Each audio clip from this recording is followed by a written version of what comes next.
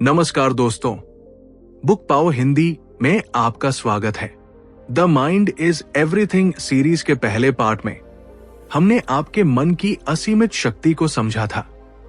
हमने जाना कि कैसे आपके विचार आपकी वास्तविकता को आकार देते हैं, कैसे सकारात्मक मानसिकता बनाई जाती है और कैसे कृतज्ञता व माइंडफुलनेस से आप बाधाओं को पार कर सकते हैं।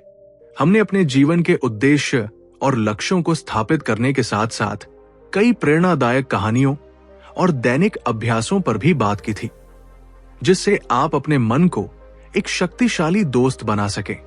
अगर आपने अभी तक पार्ट 1 नहीं देखा है तो उसका लिंक इस वीडियो के डिस्क्रिप्शन में दिया गया है, आप क्लिक करके उसे देख सकते हैं। और अब यात्रा का अगला पड़ाव आ गया है। The mind is everything part 2 आपके सामने है। ये पार्ट आपको मन की शक्ति के और भी गहरे रहस्यों से परिचित कराएगा, जहां हम आपके जीवन की उन जटिल समस्याओं का समाधान खोजेंगे जो अक्सर आपको आगे बढ़ने से रोक देती है।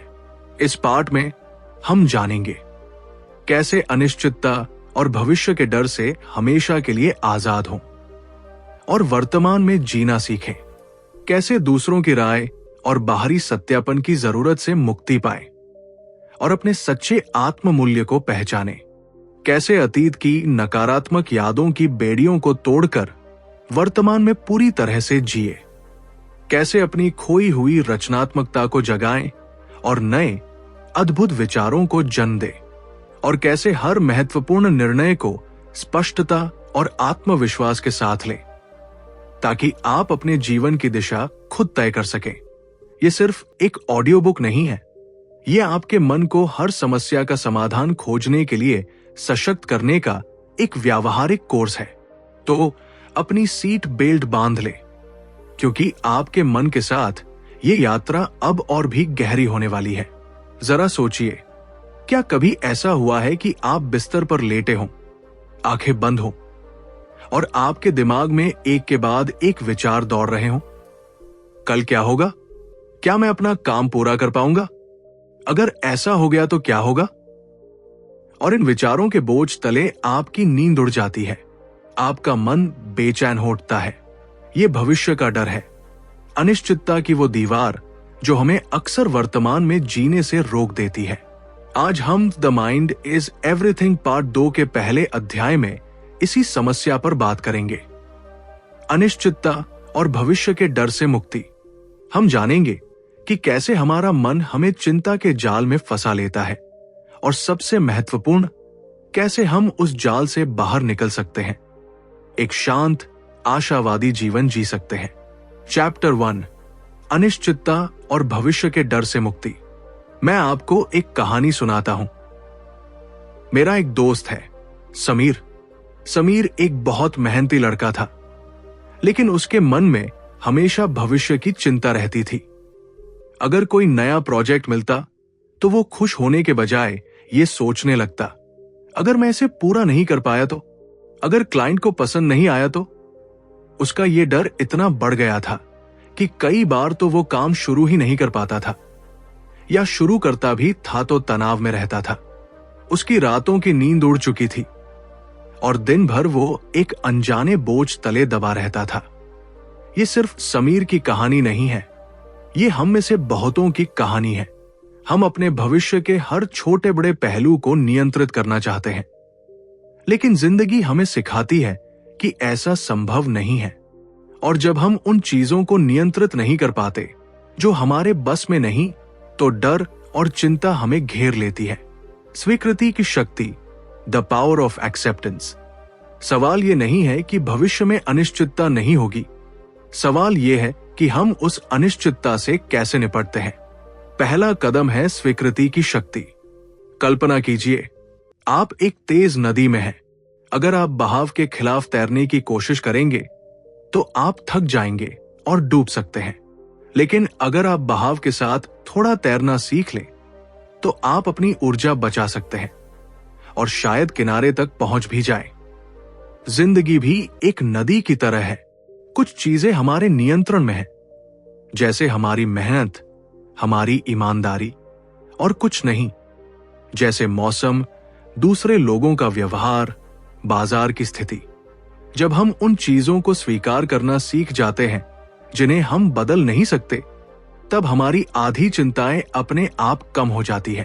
अपनी ऊर्जा को उन चीजों पर केंद्रित करें जिन्हें आप सच में बदल सकते हैं।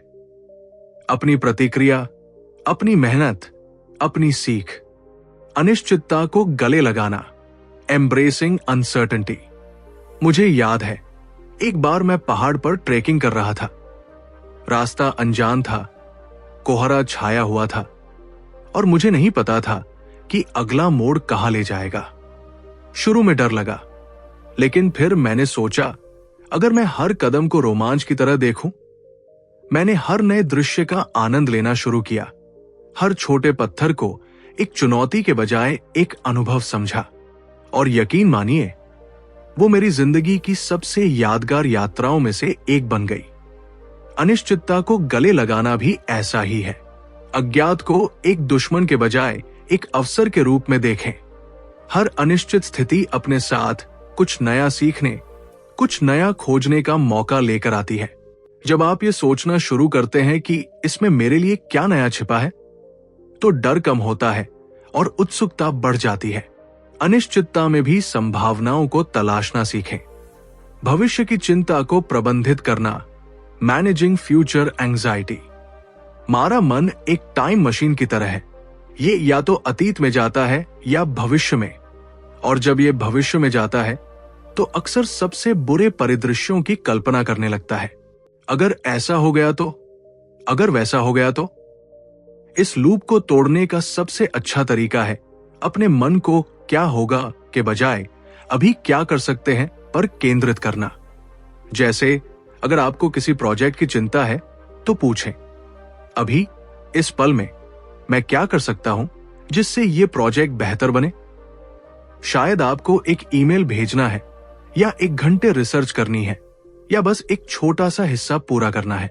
जब आप अपने बड़े डर को छोटे छोटे वर्तमानाधारित कार्यों में तोड़ देते हैं, तो वो डर छोटा लगने लगता है और आपके पास उसे हल करने की शक्ति आ जाती है। अभ्यास। वर्तमान में रहें। एक सरल 5 मिनट का अभ्यास। अब आइए एक सरल अभ्यास करें जो आपको तुरंत शांति देगा और आपको वर्तमान में लाएगा। जब भी आप खुद को भविष्य की चिंता में फंसा हुआ पाए, अपनी आंखें बंद करें अगर संभव हो। अपनी सांस पर ध्यान दें। अपनी नाक से गहरी सांस लें और धीरे धीरे मुंह से छोड़ें। महसूस करें कि हवा आपके शरीर में कैसे अंदर बाहर जा रही है। अपने आसपास की 5 चीजों पर ध्यान दें जिन्हें आप देख सकते हैं, अगर आंखें खुली हों, या जिन्हें आप याद कर सकते हैं। 4 चीजों पर ध्यान दें जिन्हें आप छू सकते हैं, जैसे आपकी कुर्सी, आपके कपड़े, आपका फोन।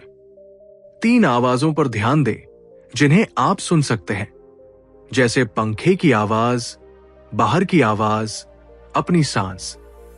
2 चीजों पर ध्यान दें जिन्हें आप सूंघ सकते हैं, जैसे कमरे की गंध, अपनी जैकेट की गंध। 1 चीज पर ध्यान दें जिसका आप स्वाद ले सकते हैं, जैसे आपके मुंह का स्वाद अगर आपने कुछ खाया हो। यह अभ्यास आपके मन को भविष्य से खींचकर वर्तमान के 5 इंद्रियों पर केंद्रित करता है, जिससे चिंता का स्तर तुरंत कम होता है और आप शांति महसूस करते हैं। इसे दिन में कई बार करें, खासकर जब आप तनाव महसूस करें। याद रखें, अनिश्चितता जीवन का हिस्सा है, लेकिन आपके मन की शक्ति आपको उस अनिश्चितता के बीच भी शांत और केंद्रित रहने की क्षमता देती है। जब आप वर्तमान में जीना सीख जाते हैं, तो भविष्य का डर अपने आप कम होने लगता है। दूसरों की राय से आजादी और आत्म मूल्य की खोज। क्या आप हमेशा दूसरों को खुश करने की कोशिश करते हैं? क्या आपको लगता है कि आपकी कीमत दूसरों की राय पर निर्भर करती है? अपनी आंतरिक शक्ति और आत्म मूल्य को पहचानना और स्वयं के प्रति पूरी तरह से निष्ठावान रहना। बाहरी सत्यापन से मुक्ति, फ्रीडम फ्रॉम एक्सटर्नल वैलिडेशन। दूसरों की स्वीकृति की आवश्यकता से कैसे मुक्त हों और अपनी खुशी के लिए खुद पर निर्भर रहें। आत्मकरुणा, सेल्फ कंपैशन का विकास। स्वयं के प्रति दयालु कैसे बने, खासकर जब गलतियां हों, और अपने अंदर के आलोचक को कैसे शांत करें। अपनी अनूठी पहचान स्थापित करना, एस्टैब्लिशिंग योर यूनिक आइडेंटिटी। भीड़ में अपनी आवाज कैसे ढूंढें और अपने मूल्यों के अनुसार कैसे जिए। जरा सोचिए, क्या आपने कभी कोई ऐसा काम सिर्फ इसलिए किया है क्योंकि आपको लगा कि इससे दूसरे खुश होंगे या वे आपके बारे में अच्छा सोचेंगे, भले ही आपका मन उस काम को करने का न हो? क्या कभी ऐसा हुआ है कि किसी की एक छोटी सी टिप्पणी ने आपके पूरे दिन का मूड खराब कर दिया हो? अगर हां, तो आप अकेले नहीं हैं। हम अक्सर अपनी खुशी और अपनी कीमत का रिमोट कंट्रोल दूसरों के हाथों में दे देते हैं। चैप्टर 2, दूसरों की राय से आजादी और आत्ममूल्य की खोज। मैं आपको रिया की कहानी सुनाता हूं। रिया एक बहुत प्रतिभाशाली कलाकार थी। उसे पेंटिंग करना बहुत पसंद था और वो अपने काम में बहुत अच्छी थी। लेकिन रिया की सबसे बड़ी समस्या ये थी कि उसे हमेशा दूसरों की तारीफ और अनुमोदन की जरूरत होती थी। अगर किसी ने उसकी पेंटिंग की तारीफ की तो वो 7वें आसमान पर होती थी, लेकिन अगर किसी ने थोड़ी सी भी आलोचना कर दी तो उसका आत्मविश्वास डगमगा जाता था और वो अपनी कला से ही नफरत करने लगती थी। उसने कई बार अपनी पेंटिंग की शैली बदली, सिर्फ इसलिए कि लोग उसे पसंद करें, न कि इसलिए कि उसे खुद वो शैली पसंद थी। उसकी खुशी एक झूले की तरह थी जो दूसरों की राय के साथ ऊपर नीचे होता रहता था। यह कहानी हम में से बहुतों से मिलती जुलती है। बचपन से हमें सिखाया जाता है कि अच्छा बच्चा बनो, दूसरों को खुश रखो, और अनजाने में हम अपनी कीमत को दूसरों की स्वीकृति से जोड़ लेते हैं। लेकिन जब हमारी खुशी का रिमोट कंट्रोल दूसरों के हाथ में होता है तो हम कभी भी पूरी तरह आजाद और खुश नहीं रह सकते। बाहरी सत्यापन से मुक्ति, फ्रीडम फ्रॉम एक्सटर्नल वैलिडेशन। सवाल यह है कि आप अपनी पहचान और खुशी को कहां से प्राप्त करते हैं, बाहर से या अपने भीतर से? बाहरी सत्यापन से मुक्ति का मतलब ये नहीं है कि आप किसी की परवाह न करें या आलोचना न सुने। इसका मतलब है कि आपकी आत्ममूल्य की भावना किसी बाहरी स्रोत पर निर्भर न हो। सोचिए, एक मजबूत पेड़ अपनी जड़ों पर खड़ा होता है, न कि हवा की दिशा पर। हवा उसे हिला सकती है लेकिन उखाड़ नहीं सकती। आपकी आत्ममूल्य की जड़ें आपके अंदर होनी चाहिए। जब आप ये जान लेते हैं कि आप वैसे ही मूल्यवान हैं जैसे आप हैं, किसी और की राय से आपकी कीमत न बढ़ती है और न घटती है। अपनी खुशी के लिए दूसरों की स्वीकृति की आवश्यकता से मुक्त हो जाएं। ये एक ऐसी आजादी है जो आपको सच में उड़ना सिखाएगी। आत्मकरुणा, सेल्फ कंपैशन का विकास। हम दूसरों के प्रति तो अक्सर दयालु होते हैं, लेकिन जब बात खुद की आती है तो हम सबसे कठोर आलोचक बन जाते हैं। मैंने ये गलती क्यों की? मैं इतना बेवकूफ क्यों हूं? ऐसे सवाल हम खुद से पूछते रहते हैं। ये आत्मालोचना हमें अंदर से खोखला कर देती है। आत्मकरुणा का मतलब है जैसे आप अपने सबसे अच्छे दोस्त के साथ पेश आते हैं, वैसे ही अपने साथ पेश आना। जब आप गलती करें तो खुद को डांटने के बजाय समझें कि इंसान होने के नाते गलतियां स्वाभाविक है। खुद को सहानुभूति दें, सीखें और आगे बढ़ें। अपने अंदर के आलोचक को शांत करें और उसकी जगह एक सहायक, दयालु आवाज को स्थापित करें। यह आपको अपनी कमजोरियों के बावजूद खुद को स्वीकार करना सिखाएगा और आपकी आंतरिक शक्ति को बढ़ाएगा। अपनी अनूठी पहचान स्थापित करना, एस्टैब्लिशिंग योर यूनिक आइडेंटिटी। इस दुनिया में हर इंसान अद्वितीय है। आपकी अपनी सोच है, अपनी भावनाएं हैं, अपनी प्रतिभाएं हैं, लेकिन अक्सर हम भीड़ में अपनी आवाज खो देते हैं, दूसरों की तरह बनने की कोशिश करते हैं। अपनी अनूठी पहचान स्थापित करना का मतलब है अपने उन मूल्यों को पहचानना जो आपके लिए सबसे महत्वपूर्ण है। वो क्या चीजें हैं जिनके लिए आप खड़े हैं? आपकी प्राथमिकताएं क्या है? जब आप अपने मूल्यों को जान जाते हैं तो आप उन पर आधारित निर्णय लेते हैं, न कि दूसरों की अपेक्षाओं पर। यह आपको अपनी शर्तों पर जीवन जीने की शक्ति देता है। अपनी पसंद को महत्व दें, अपनी आवाज उठाएं और अपनी शर्तों पर जिए। यही आपकी सच्ची शक्ति है। मेरा मूल्य मुझे ही पता है, एक दैनिक प्रतिज्ञान, एफर्मेशन।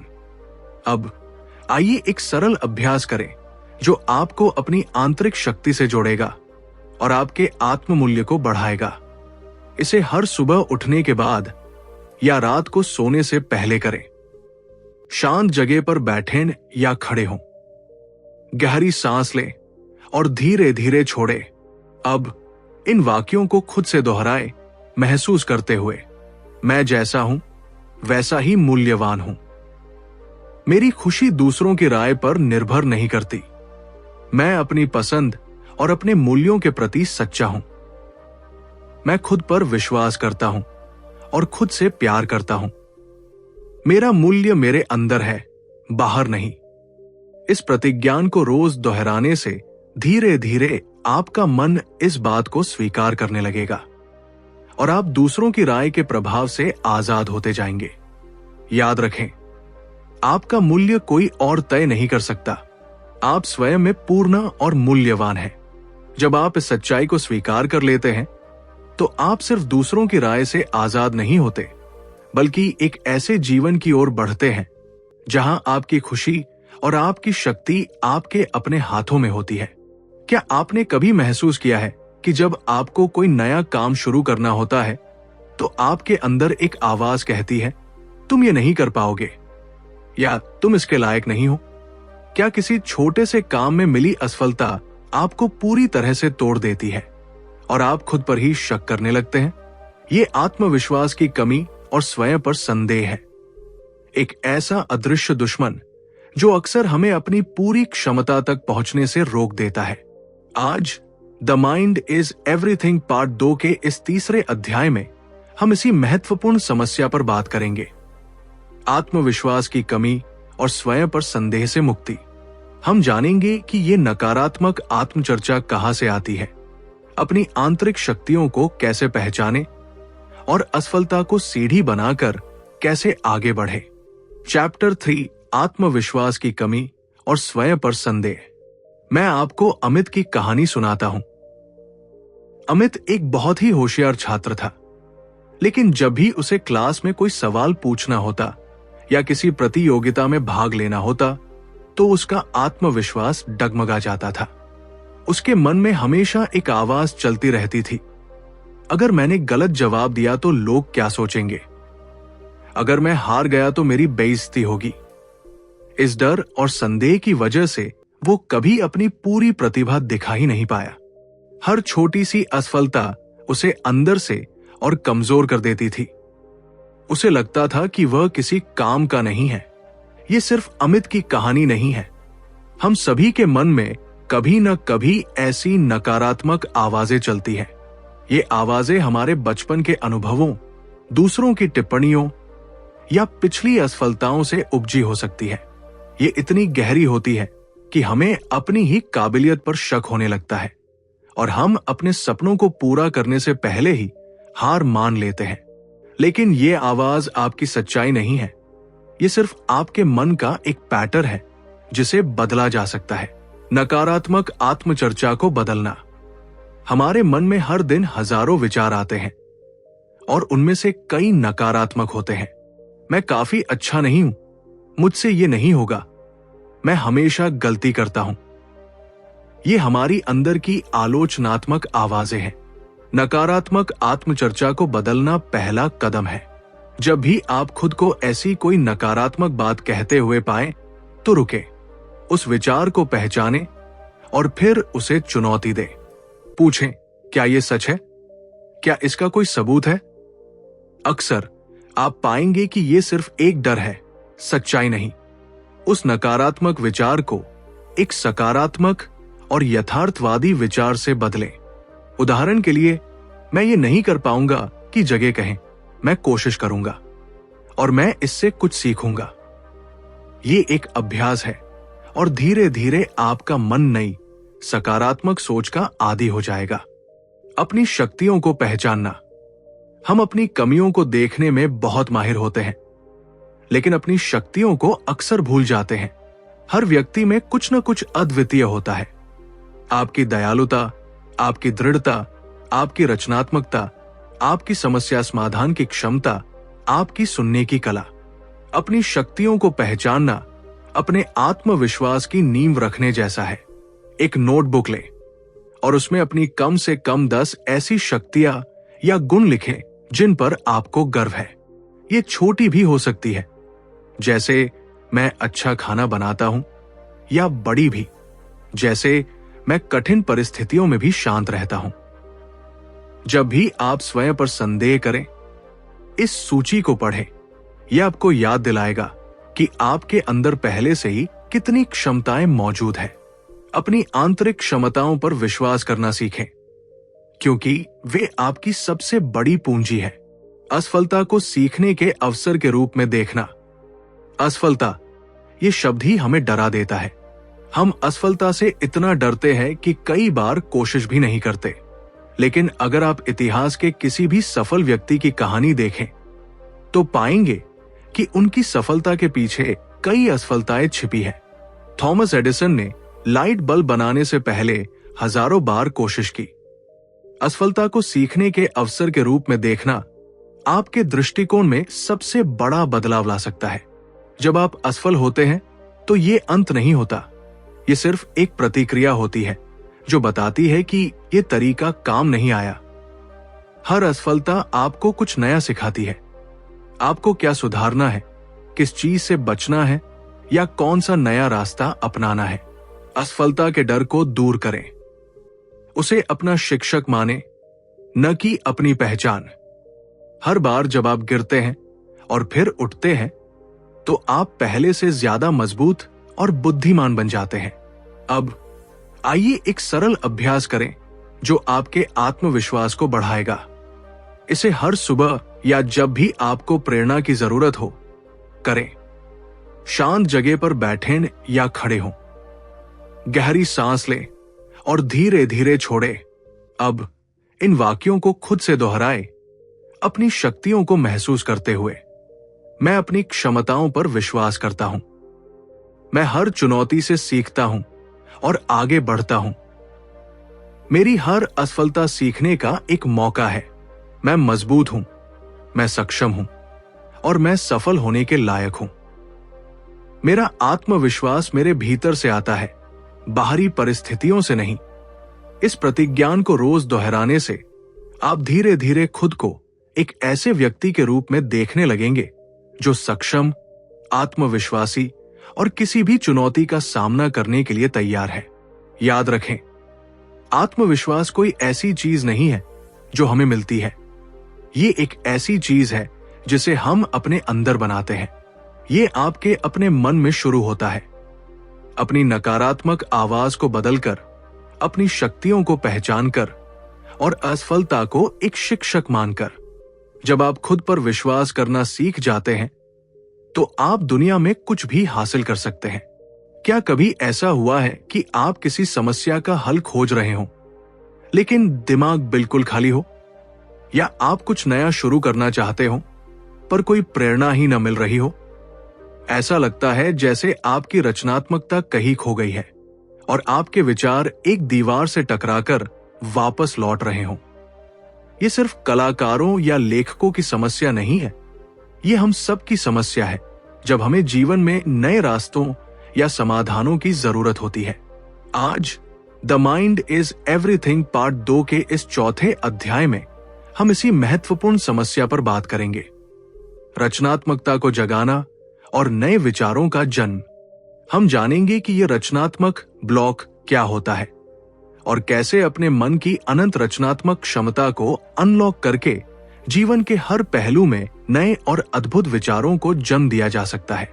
चैप्टर 4, रचनात्मकता को जगाना और नए विचारों का जन्म। मैं आपको राहुल की कहानी सुनाता हूं।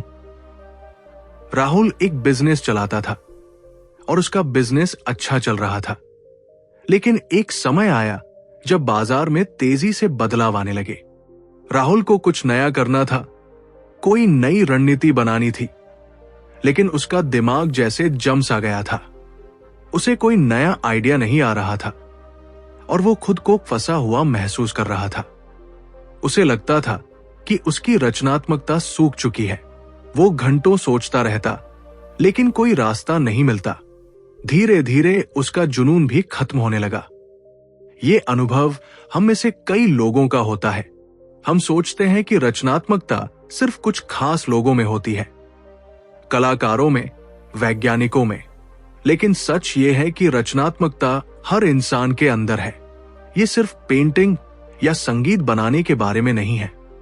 ये जीवन की हर समस्या को एक नए तरीके से देखने, नए समाधान खोजने और अपने जीवन में नया कुछ करने के बारे में है।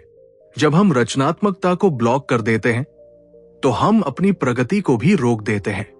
रचनात्मकता का माइंडसेट। हमारा मन अक्सर पैटर्न में सोचने का आदी होता है। हम वही करते हैं जो हमने पहले किया है या जो दूसरों ने किया है। यहीं से रचनात्मक ब्लॉक शुरू होता है। रचनात्मकता का माइंडसेट अपनाना मतलब है अपने मन को नए रास्तों पर चलने की आजादी देना। सबसे पहले इस धारणा को तोड़े कि आप रचनात्मक नहीं हैं। हर बच्चा रचनात्मक होता है। हम बड़े होकर इस क्षमता को दबा देते हैं। विचारों के मुक्त प्रवाह को खोलें। इसके लिए आपको जज करना छोड़ना होगा। जब कोई नया विचार आए, चाहे वो कितना भी अजीब क्यों न लगे, उसे तुरंत खारिज न करें। उसे लिखने दे, उसे विकसित होने दे। ब्लॉक तब आता है जब आप अपने विचारों को पैदा होने से पहले ही मार देते हैं। अपने मन को खेलने दे, अन्वेषण करने दे और हर चीज में संभावनाएं देखने दे। समस्या समाधान में रचनात्मकता। समस्याएं आती है, लेकिन उनका समाधान हमेशा एक ही पुराने तरीके से नहीं होता। जब कोई बाधा आती है तो हमारा मन अक्सर घबरा जाता है और वही पुरानी रणनीति दोहराता है जो शायद काम न करे। समस्या समाधान में रचनात्मकता का अर्थ है लीक से हटकर सोचना। जब कोई समस्या आए तो खुद से पूछें, इसे देखने का कोई और तरीका क्या है? अगर मेरे पास कोई सीमा न होती तो मैं क्या करता? कोई बच्चा इसे कैसे हल करता? अपने मन को अलग अलग दिशाओं में भटकने दे। कभी कभी सबसे अप्रत्याशित समाधान तब मिलते हैं जब आप समस्या से थोड़ा दूर हो जाते हैं। एक ब्रेक ले, टहलने जाए, कुछ अलग पढ़े और फिर समस्या पर लौटें। आप पाएंगे कि आपका मन नए समाधानों के साथ तैयार है। बाधाओं को अवसरों में बदलना ही सच्ची रचनात्मकता है। प्रेरणा को जगाना, इग्नाइटिंग इंस्पिरेशन। अक्सर हम प्रेरणा का इंतजार करते हैं। हम सोचते हैं कि जब प्रेरणा आएगी तब हम काम शुरू करेंगे। लेकिन प्रेरणा का इंतजार करना ऐसा ही है जैसे सूरज निकलने का इंतजार करना, जबकि आप खुद ही दीपक जला सकते हैं। प्रेरणा को जगाना एक सक्रिय प्रक्रिया है। ये आपके जुनून को खोजने से शुरू होता है। वो कौन सी चीजें हैं जो आपको उत्साहित करती हैं? आपकी आंखें किस चीज से चमक उठती हैं? जब आप अपने क्यों को जान जाते हैं तो प्रेरणा अपने आप पैदा होने लगती है। हर दिन प्रेरणा बनाए रखने के लिए छोटे कदम उठाएं। कोई भी नया काम, चाहे वो कितना भी छोटा क्यों न हो, एक चिंगारी जला सकता है। कुछ नया पढ़ें, कुछ नया सीखें। किसी ऐसे व्यक्ति से बात करें जो आपको प्रेरित करता है। प्रेरणा क्रिया से पैदा होती है, न कि क्रिया प्रेरणा से। परिस्थितियों कैसी भी हो, अपने अंदर की आग को बुझने न दें। विचारों की वर्षा, ब्रेनस्टॉर्मिंग, एक त्वरित अभ्यास जो आपकी रचनात्मकता को ट्रिगर करेगा। जब भी आपको नए विचारों या प्रेरणा की कमी महसूस हो, तो इस विचारों की वर्षा अभ्यास को करें। एक कागज और पेन ले या अपने फोन पर एक नोटपैड खोलें। अपनी समस्या या उस विषय को ऊपर लिखें जिस पर आपको विचार चाहिए। जैसे बिजनेस के लिए नया आइडिया, मेरी हॉबी क्या हो सकती है? इस समस्या का हल अगले 5 से 10 मिनट के लिए बिना रुके हर उस विचार को लिखें जो आपके दिमाग में आता है, चाहे वो कितना भी बेतुका, असंभव या अजीब क्यों न लगे। कोई आलोचना नहीं, कोई संपादन नहीं, बस लिखते जाए। जब समय पूरा हो जाए तो अपनी सूची को पढ़े। आप हैरान रह जाएंगे कि आपके मन ने कितने सारे विचार उत्पन्न किए हैं। अब उन विचारों में से 2 से 3 सबसे अच्छे या सबसे व्यवहार्य, फीजिबल विचारों को चुनें जिन पर आप आगे काम कर सकते हैं।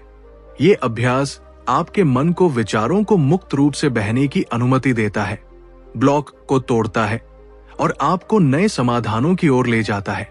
याद रखें, रचनात्मकता कोई जादू नहीं है, ये एक मानसिकता है। ये आपके मन की वो शक्ति है जो आपको हर चुनौती में नया रास्ता दिखा सकती है और हर दिन आपको प्रेरित रख सकती है। अपनी रचनात्मकता को जगाएं और आप अपने जीवन में असीमित संभावनाओं के द्वार खोल देंगे। क्या आपने कभी खुद को ऐसे चौराहे पर पाया है जहां आपको 2 रास्तों में से एक चुनना हो और आप समझ न पा रहे हो कि कौन सा सही है? क्या एक छोटा सा निर्णय भी आपको घंटों सोचने पर मजबूर कर देता है और अंत में आप फिर भी संदेह में रहते हैं? ये निर्णय लेने में हिचकिचाहट और आत्मसंदेह है, एक ऐसी मानसिक बाधा जो हमें अक्सर जीवन में आगे बढ़ने से रोक देती है और हमें अवसरों को गंवाने पर मजबूर कर देती है। आज the mind is everything part 2 के इस 5वें और अंतिम अध्याय में हम इसी महत्वपूर्ण समस्या पर बात करेंगे, स्पष्टता और आत्मविश्वास के साथ निर्णय लेना। हम जानेंगे कि कैसे अपने मन की आंतरिक शक्ति का उपयोग करके आप हर परिस्थिति में सही और आत्मविश्वासपूर्ण निर्णय ले सकते हैं और अपने जीवन की दिशा खुद तय कर सकते हैं। चैप्टर 5, स्पष्टता और आत्मविश्वास के साथ निर्णय लेना। मैं आपको राहुल की कहानी सुनाता हूं। राहुल को अपने करियर में एक बड़ा मौका मिला था, एक नई कंपनी में शामिल होने का, जहां जिम्मेदारी ज्यादा थी लेकिन विकास की संभावनाएं भी बहुत थी। लेकिन राहुल ने इस पर हफ्तों सोचा। उसने दोस्तों से पूछा, परिवार से सलाह ली, प्रोस और कॉन्स की लिस्ट बनाई, लेकिन फिर भी वो निर्णय नहीं ले पा रहा था। हर दिन बीतने के साथ उसका संदेह बढ़ता जा रहा था। उसे डर था कि अगर उसने गलत निर्णय ले लिया तो क्या होगा। उसकी हिचकिचाहट इतनी बढ़ गई कि आखिरकार कंपनी ने किसी और को चुन लिया और राहुल ने एक शानदार मौका गंवा दिया, सिर्फ इसलिए क्योंकि वो समय पर निर्णय नहीं ले पाया। ये सिर्फ राहुल की कहानी नहीं है। हम सभी के जीवन में ऐसे क्षण आते हैं जब हमें महत्वपूर्ण निर्णय लेने होते हैं, चाहे वो करियर का हो, रिश्ते का हो या कोई व्यक्तिगत लक्ष्य। लेकिन डर, अनिश्चितता और परिणामों की चिंता अक्सर हमें पंगु बना देती है। हम सोचते हैं कि सही निर्णय क्या है, लेकिन सही निर्णय अक्सर वो होता है जो हम आत्मविश्वास के साथ लेते हैं, न कि वो जिसमें कोई जोखिम न हो। सहज ज्ञान की शक्ति, द पावर ऑफ इंट्यूशन। हमारा मन केवल तर्क और जानकारी पर ही काम नहीं करता, उसके पास एक गहरी आंतरिक समझ भी होती है जिसे हम सहज ज्ञान या इंट्यूशन कहते हैं। ये वो आवाज है जो बिना किसी तर्क के हमें सही या गलत का एहसास कराती है। अक्सर जब हम किसी निर्णय के बारे में बहुत ज्यादा सोचते हैं तो हम इस आंतरिक आवाज को दबा देते हैं। सहज ज्ञान की शक्ति को समझने के लिए जब भी आपको निर्णय लेना हो, सारी जानकारी इकट्ठा करने के बाद एक पल रुके, अपनी आंखें बंद करें, गहरी सांस लें और अपने मन से पूछें, मेरे अंदर क्या महसूस हो रहा है? मेरा पहला सहज विचार क्या है? कई बार आपका शरीर भी संकेत देता है। किसी विकल्प पर तनाव महसूस होता है तो किसी पर शांति। अपने अंदर की इस आवाज को सुनना सीखें और उस पर भरोसा करना शुरू करें। यह हमेशा सही नहीं होगी, लेकिन यह आपको अक्सर सही दिशा दिखाएगी, खासकर जब विकल्प अस्पष्ट हो। निर्णय लेने की मानसिकता, द डिसीजन मेकिंग माइंडसेट।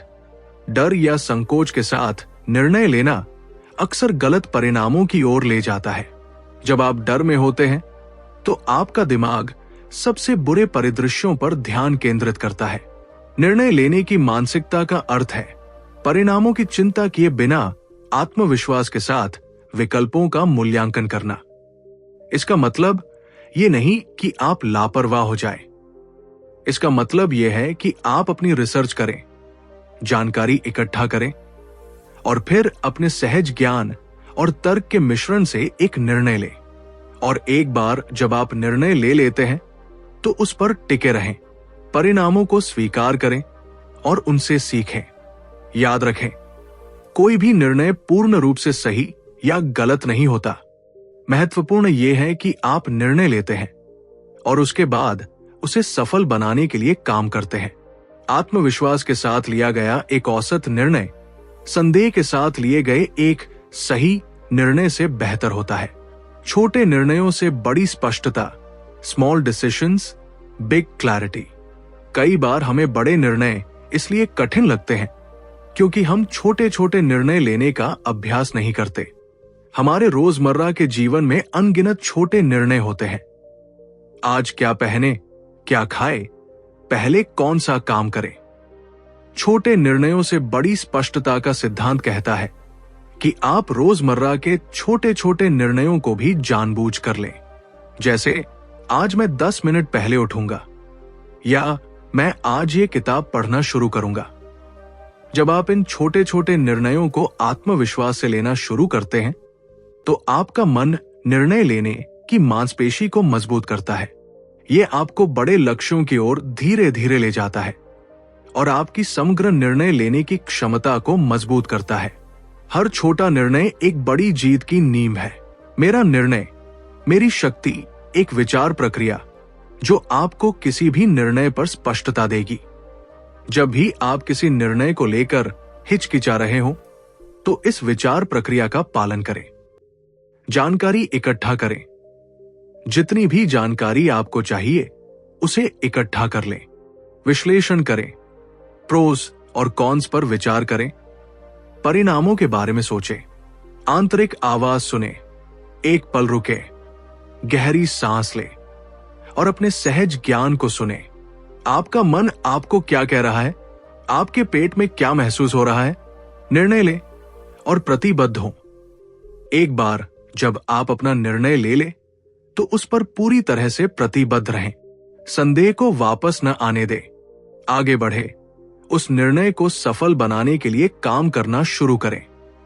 अगर यह गलत साबित होता है तो सीखें और अगला निर्णय लें। यह प्रक्रिया आपको किसी भी निर्णय पर स्पष्टता और आत्मविश्वास देगी। याद रखें, आपका जीवन आपके निर्णयों का योग है। हर वो कदम जो आप उठाते हैं, चाहे वो छोटा हो या बड़ा, आपके भविष्य को आकार देता है। जब आप स्पष्टता और आत्मविश्वास के साथ निर्णय लेना सीख जाते हैं तो आप सिर्फ समस्याओं को हल नहीं करते बल्कि अपने सपनों का जीवन खुद बनाते हैं। आपका मन आपकी सबसे बड़ी मार्गदर्शक शक्ति है। उस पर विश्वास करें और आप कभी नहीं भटकेंगे। पार्ट 2 में हमने सीखा कि कैसे आपका मन सिर्फ आपको समस्याओं से बचाता नहीं बल्कि उन्हें हल करने, आपको आजाद करने और आपके जीवन को अर्थ देने की अनंत शक्ति रखता है। ये यात्रा यही खत्म नहीं होती। बुक पाओ हिंदी पर हम आपके लिए ऐसे ही और ज्ञान लाते रहेंगे। अपने मन की शक्ति को समझें और आप देखेंगे कि आप कुछ भी हासिल कर सकते हैं। यदि आपको ये ऑडियो बुक पसंद आई और आपने इसमें कुछ नया सीखा तो बुक पाओ हिंदी चैनल को अभी सब्सक्राइब करें। इस वीडियो को लाइक करें और कमेंट में हमें बताएं कि इस पार्ट में आपको सबसे अधिक क्या पसंद आया। साथ ही इस ऑडियो बुक को अपने दोस्तों और परिवार के साथ शेयर करें ताकि वे भी अपने मन की शक्ति को जान सकें।